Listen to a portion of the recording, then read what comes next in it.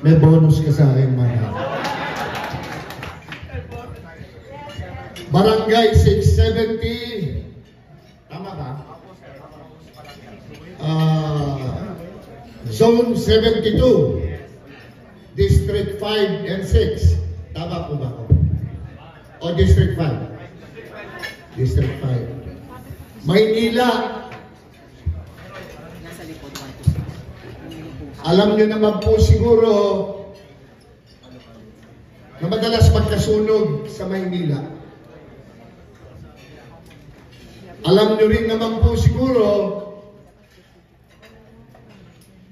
na kasama ko tuwing may nasusunugan ay walang iba kundi si Mr. Malasaki, Senator Bongo. Gusto ko lamang pong ipaalam sa inyo na itong team namin mula kay Atty. J.D. Hinlo, representante ng Western Visayas, nag-iisang Ilonggo namin,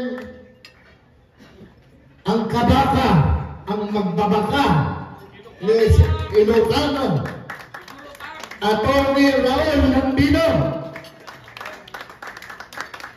at ang pinakabata sa amin na abogado na rin ngayon, Atty. Jimmy Bondok.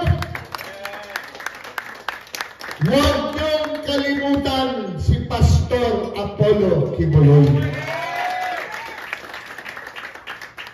Huwag niyong kalimutan si Atty. Vic Rodriguez.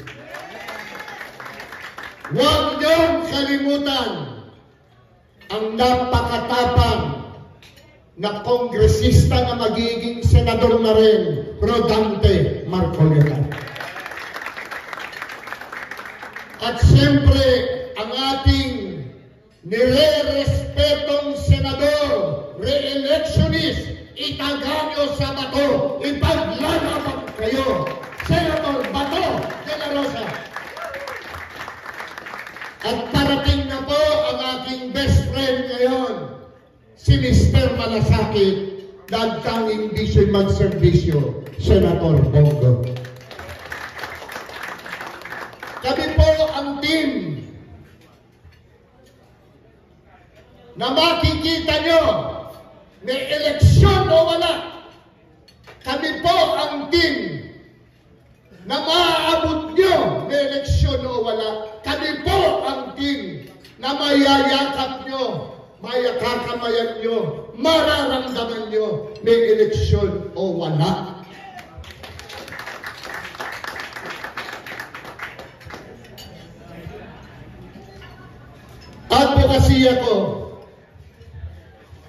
Advokasya din na magiging na Senador Bato de la Rosa, peace and order, kapayapaan para dito sa ating bansa. Gusto ko pong ibalik yung naiwanang laban ng ating former President Rodrigo Roa Duterte. Labanan ng korupsyon, kriminalidad, at ang salot na droga. Hanggang may korupsyon, hindi mawawala ang criminality, hindi mawawala ang droga, lalong maghihirap ang mga Pilipino. Yan po ba gusto niyong magtuloy-tuloy? Tinatanong ko ang mga barangay chairman, barangay captain, yan po ba ang paghihirap ng mga Pilipino ay gusto niyong magtuloy-tuloy? O gusto niyong mabayo? Ano ba ang inyong nasa inyong mga puso? Kami po ang team sukat, PDP laban. Pero kami po yung team na maaasahan nyo. Hindi ho yung pupulagin kayo sa ayuda. Punyetang ayuda yan. ginagawang tamad ng mga Pilipino. Walang tamad na Pilipino. Huwag nilang bilhin ang dignidad ng mga mahihirap. Hirap na nga. Ginagawa pa nilang muwang. Mga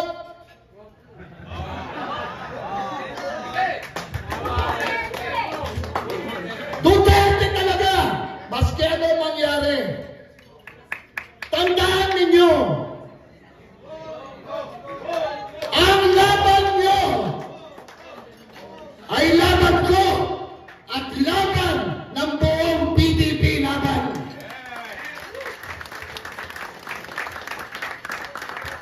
Dumating daw yung best friend ko.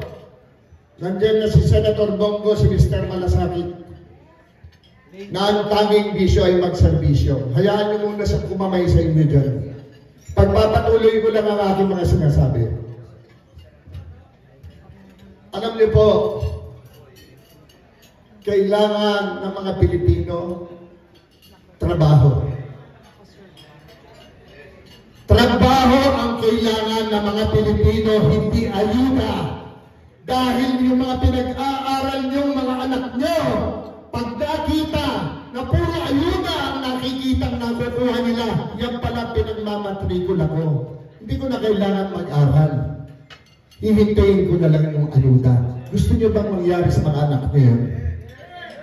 Gusto niyo bang mangyari sa mga anak niyo yun? Ako kahit kailan, hindi ko matatanggap yan. Kailangan po ng trabaho, kailangan magkaroon ng batas na magpapatibay na magkaroon ng hanap buhay ang mga Pilipino. Yan po ang kailangan para lalong magsipag ang mga anak nating mag-aral. Para sa kanilang magandang kinabukasan. Iba pa rin yung nakikita nila ang kanilang mga magulang na nagtatrabaho. Tinitingala nila. Nagpapakamatay ang aming mga magulang para lang makatapos kami. Yan po'y importante sa akin. At isa pang importante sa akin na hindi ko kailanman pababayaan ang mga senior citizens ng ating bansa.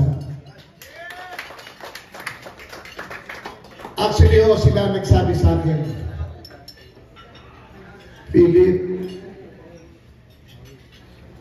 tumakbo kang senador, tulungan mo kami. Sabi nila sa akin. At kung manalo ka, huwag mo naman kaming pabayaan kasi nakalimutan na kami. Yun ho ay suntok sa puso ko. Hindi ko kaya tanggapin yan. Ang mga senior citizens ay hindi pinababayaan. Dapat po lalong inaarga ang mga yan. Alam ko, meron kayong mga senior citizens na inaalagaan sa inyong mga tahanan. Alam ko yan. Alam ko, iginagapan yung maiihahon sa kahirapan ng inyong mga pamilya. Alam ko, na nagdurugo din ang mga puso nyo. Alam namin lahat yan. Alam ng PDP laban yan. Ngayon po, ewan ko kung narinig nyo, sabi niya gagawin niyang 20 pesos ang isang kilong bigas. Meron na ho ba kayong nabiling 20 pesos na isang kilong bigas? Baka 20 pesos isang cup na kanin. Tatlong 20. 60 pesos. Ito, isang cup. Ayan na. 20 pesos. Oh, hindi. 25 yan. Ano po ang gusto natin mangyari? Kayo po ba'y naniniwala sa mga sinasabi nung sa kabila? Kayo po ba'y naniniwala sa mga sinasabi ng inyong mga kaharap ngayon? Ano ho ang nasa puso ninyo? Yung kabila, hindi namin kayo pipigilan. Pero sinisiguro ko sa inyo, magsisisi kayo kapag kayo sa kabila.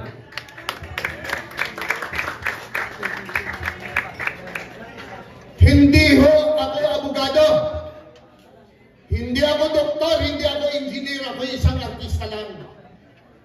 Pero ako yung artista magiging epektibo sa Senado, makapaglingkod sa mga Pilipino. Ako po si Philip Salvador, kandidatong senador under PDP laban, numero 58 sa balota. Magandang araw po sa ating lahat. Maraming pong salamat, Senator Philip Salvador. Panalo na! Panalo na!